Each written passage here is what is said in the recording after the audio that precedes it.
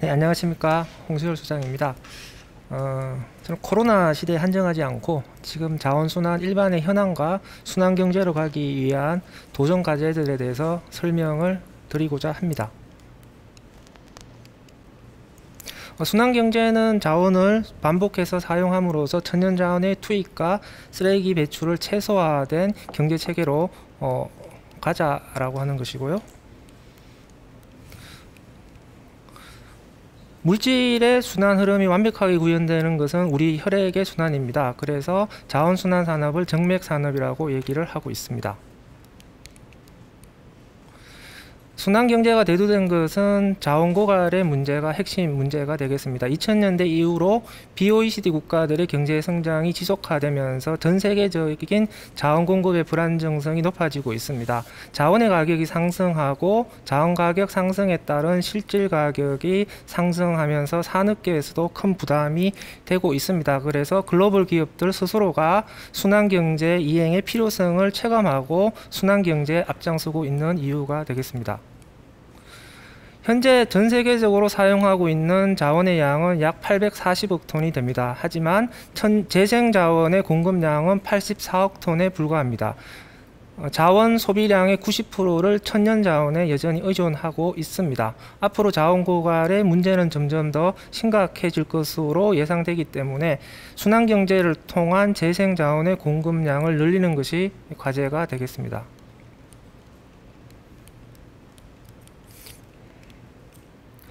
한국은 단위 면적당 쓰레기 발생량이 세계 최고 수준입니다. 쓰레기 처리 시설이 절대적으로 부족합니다. 쓰레기 대란이 언제 어느 시점에서 터지더라도 이상하지 않는 심각한 상황에 직면을 하고 있고요. 쓰레기 처리 시설 부족으로 인해서 갈 곳을 잃은 쓰레기가 전국적으로 투기되는 현상이 이미 발생을 하고 있습니다. 따라서 쓰레기 문제 해결을 위한 순환경제 이행이 필요하고요. 순환경제 이행을 위해서는 인간의 의도적 노력에 의한 모든 부분에서의 재설계가 필요한 상황입니다. 생산과 유통, 소비, 배출 전 단계에서의 변화가 필요한 상황이고요. 두 번째로 플라스틱 문제를 설명드리겠습니다. 플라스틱의 문제는 플라스틱 쓰레기의 문제이고요. 결국은 플라스틱 사용량 증가에 따라서 플라스틱 쓰레기가 많아지는데 이 플라스틱 쓰레기에 대한 적정 관리가 되고 있지 않다는 것이죠. 지난 65년 동안에 플라스틱 사용량은 약 200배가 증가를 했고요. 앞으로도 2배 이상 증가할 것으로 예상이 되고 있습니다. 1989년 이후로 이미 플라스틱은 부피 기준으로 인간이 가장 많이 사용하는 물질로 등극을 했습니다. 앞으로 플라스틱 쓰레기로 인한 문제가 더 심각해진다는 것을 보여주는 것이죠. 좀 힘드네요. 플라스틱 쓰레기의 문제는 가장 핵심적인 문제는 결국 재활용이 되지 않는다라고 하는 것이죠. 지난 65년 동안의 전 세계적인 플라스틱의 평균 재활용률은 9%에 불과하고 2016년 현재도 플라스틱의 평균 재활용률은 12%에 불과합니다. 우리나라의 경우만 하더라도 플라스틱의 재활용률은 25%에 불과한 상황입니다. 해마다 2억 톤의 플라스틱 쓰레기가 발생을 하고 있는데 2040년이 되면 4억 톤으로 증가할 것으로 예상이 되고요. 바다로 들어가는 플라스틱 쓰레기 양은 1100만 톤입니다. 2040년이 되면 3000만 톤으로 증가할 것으로 예상이 됩니다. 바다에 축적된 플라스틱 쓰레기 양은 1억 5천만 톤인데 2040년이 되면은 6억 5천만 톤으로 증가할 것으로 예상을 합니다. 따라서 이런 제반 문제들을 어떻게 해결할 것인가 라고 하는 것인데요. 지금 소비자 실천을 강조하는데 쓰레기 문제 해결을 위해서는 소비자 실천만으로 해결하는 것은 굉장히 한계가 있습니다. 따라서 소비자 실천을 넘어서 기업의 변화를 이끌어낼 수 있는 소비자 행동이 시급한 상황이 되겠습니다. 소비자의 쓰레기를 줄이기 위한 소비자 실천이 되기 위해서는 관련된 인프라의 구축들이 필요합니다. 따라서 사회경제적인 인프라 구축과 시스템의 변화가 어떻게 돼야 되는지에 대해서 과제별로 살펴보도록 하겠습니다. 첫 번째, 쓰레기 없는 소비를 위한 인프라가 구축이 되어야 됩니다. 쓰레기 없는 소비를 위해서는 포장재를 사용하지 않는 매장들이 전국적으로 구축이 되어야 되고요. 포장재 없는 온라인 소비 모델이 만들어져야 됩니다. 세 번째로 일회용품 없는 소비 모델이 만들어져야 된다라고 하는 것이죠. 마포구 망원시장 인근에 있는 알맹 상점이 되겠습니다. 전혀 포장재를 사용하지 않는 벌크 제품들을 판매를 합니다. 소비자들이 집에서 자기 용기를 들고 가서 필요한 만큼만 소비를 함으로써 일회용 포장재 사용을 제로로 만들고 있는 것이죠. 룹 시스템입니다. 온라인 소비를 함에도 불구하고 일회용 포장재가 전혀 발생을 하지 않습니다. 그러니까 온라인 소비라고 해서 포장재 쓰레기 발생량이 반드시 증가하지는 않는다. 오히려 역발상적인 접근을 통해서 온라인 소비의 특성을 이용해서 재사용 용기만을 사용함으로써 일회용 포장재 사용을 줄일 수 있다라고 하는 것들을 보여주는 사례가 되겠습니다. 이렇게 오프라인이든지 온라인이든지 일회용 포장재 사용을 줄일 수 있는, 즉 벌크 제품의 판매를 활성화할 수 있는 인프라 구축들이 필요하고, 이렇게 이것을 위한 정부와 지자체 차원에서의 노력, 그리고 생산 단계에서의 생산자 노력이 같이 병행될 필요가 있습니다. 일회용기를 사용하지 않는 소비 모델로 가기 위해서는 일회용기가 사용되는 각 영역들, 즉 배달 음식이든지 장례식장이든지 행사장에서 일회용기가 사용되지 않도록 하기 위해서는 편리하게 그리고 위생적으로 다회용기를 사용할 수 있는 인프라가 구축이 되어야 되고요. 이렇게 되기 위해서는 다회용기를 대여해서 세척해주는 전문 산업이 만들어져서 활성화가 되어야 되는 것이죠. 이미 트래시 버스트즈라고 하는 업체가 우리나라에서는 이미 활동을 하고 있습니다. 행사장에서 다회용기를 행사장에 참여한 사람들에게 대여해 줌으로 인해서 일회용기가 전혀 사용되지 않는 행사, 축제를 만들고 있습니다. 인프라 구축에 따라서 얼마든지 일회용품을 사용하지 않아도 된다라고 하는 것을 보여주는 좋은 사례가 되겠습니다. 두 번째, 재사용을 어떻게 활성화할 것인가 라고 하는 것이죠. 재사용을 하기 위해서는 온라인, 오프라인의 다양한 인프라들이 있습니다. 그 중에서 가정에서 나오는 양질의 중고품은 당근마켓 등을 비롯한 온라인 플랫폼의 활성화를 통해서 중고품 소비가, 거래가 활성화되도록 할 필요가 있을 거고요. 그보다 한 단계 낮은 중고품의 소비, 그리고 기업의 재고 물품들의 경우에는 공공 재사용 인프라의 확충을 통해서 문제를 해결할 필요가 있습니다. 따라서 공공의 차원에서 재사용 소비 활성화를 위한 인프라 구축은 어떻게 할 것인가가 관건이 되겠죠. 김고은 박사님이 예시로 든 스웨덴의 리투나 매장 같은 것들이 한국에 도입될 필요가 있는 것이죠. 공공의 재사용 인프라 확대와 관련해서는 크게 세 가지 점을 고려할 필요가 있습니다. 첫 번째, 매장의 현대화, 세련화가 필요합니다. 두 번째, 중고품, 취급 물품이 백화점 형태로 다양해질 필요가 있습니다. 이미 스웨덴의 리투나 매장이나 일본의 중고품 매장들은 이런 기능들을 이미 구현을 하고 있고요.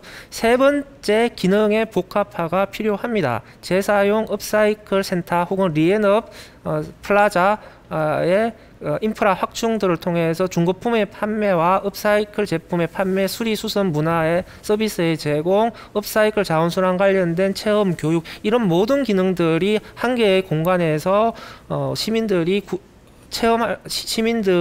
접할 수 있는 복합화된 기능들을 제공해 주는 것이 필요한 것이죠.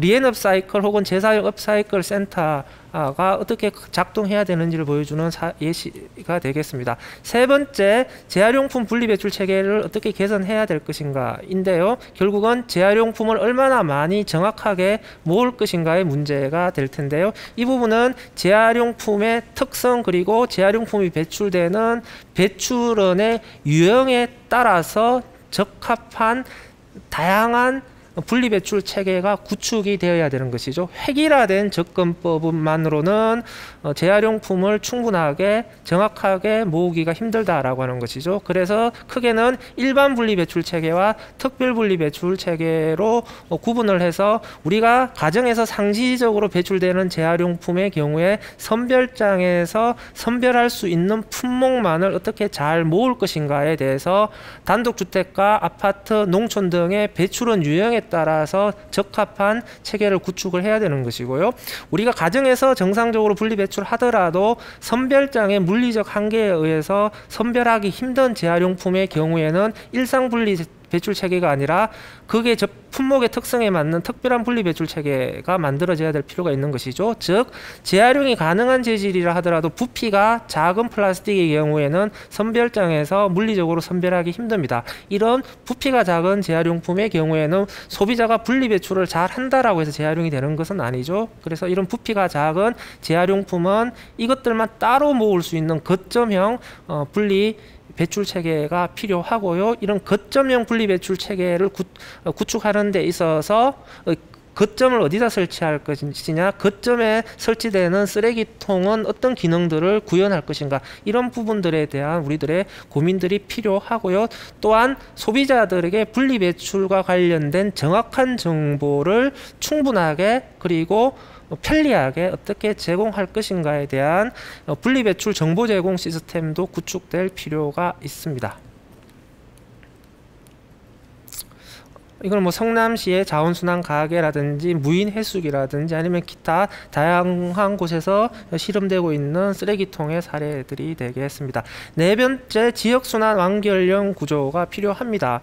즉 쓰레기가 배출되는 곳에서 재활용될 수 있는 구조를 만드는 것이 필요하다라고 하는 것이죠. 소비자가 직접 재활용을 하거나 아니면 소비자가 분리 배출하더라도 서울의 경우에 서울시 내에서 음식물 쓰레기를 퇴비화해서 도시농업과 연결하든지 아니면 업사이클 산업을 통해서 서울에서 제품이 소비되는 구조를 만들어주는 것이 제일 필요하고요. 서울시 밖에서 재활용되더라도 거기서 재활용된 제품을 다시 서울시가 구매함으로 서울시에서 배출된 쓰레기가 결국은 서울시 내에서 소비되는 구조를 만들어 주는 것이 가장 친환경적인 순환고리가 되겠죠. 수서역에 있는 LH단지 아파트입니다. 발생은 퇴비화 기계를 통해서 아파트에서 배출된 음식물 쓰레기를 아파트 내에서 퇴비화를 한 후 아파트 텃밭에서 퇴비로 활용을 합니다. 그리고 남은 퇴비는 도시농업에 제공을 함으로써 서울시 내에서 순환되는 구조를 만들어 주고 있습니다. 성남시 사례가 되겠습니다. 성남시에서 배출된 폐비닐을 비닐 전문 재활용 업체에서 가로수 보호판으로 재활용 제품으로 만든 후에 성남시 가로수에 다시 사용하고 있는 사례가 되겠습니다. 성남시에서 배출된 비닐을 다시 성남시에서 재활용해서 사용하고 있는 것이죠. 그리고 마지막으로 지역순환 완결형 구조를 하는 데 있어서 가장 크게 역할을 할 수 있는 게 업사이클 산업이라고 생각을 합니다. 그래서 지역 내에서 업사이클 문화와 업사이클 산업을 활성화한다라고 하는 것이 얼마나 중요한가라고 하는 것들을 다시 한번 우리가 생각해 볼 필요가 있을 것 같습니다. 마지막으로 탈플라스틱 사회로 어떻게 가야 될 것인가 라고 하는 것이죠. 탈플라스틱 사회로 가기 위해서 플라스틱을 어떻게 줄일 것이냐, 줄일 수 없는 플라스틱은 어떻게 재활용할 것이냐, 플라스틱을 줄인다면 플라스틱을 사용을 아예 하지 않을 것인가, 아니면 플라스틱을 좀 더 친환경적인 재질로 대체할 것인가, 재질을 대체할 경우에 종이 등의 아예 다른 재질로 대체할 것인가, 아니면은 바이오나 생분해 플라스틱처럼 좀 더 개량된 플라스틱으로 대체할 것인가, 재활용을 한다라고 했을 때 재활용이 잘 되는 재질로 개선할 것인가, 아니면 재활용이 잘 되는 체계를 개선할 것인가, 재활용 체계를 개선한다라고 했을 때 전문적인 재활용 시설로 모아서 전문적으로 재활용하는 집중형 순환 체계를 구축할 것인가, 아니면 프레셔스 플라스틱처럼 배출원에서 소규모로 배출자들이 스스로 재활용을 하게 하는 분산형 체계로 갈 것인가, 다양한 길들이 펼쳐져 있습니다. 이 다양한 로드맵 속에서 우리가 어떤 길을 택할 것인가를 고민을 앞으로 많이 해야 될 것 같고요.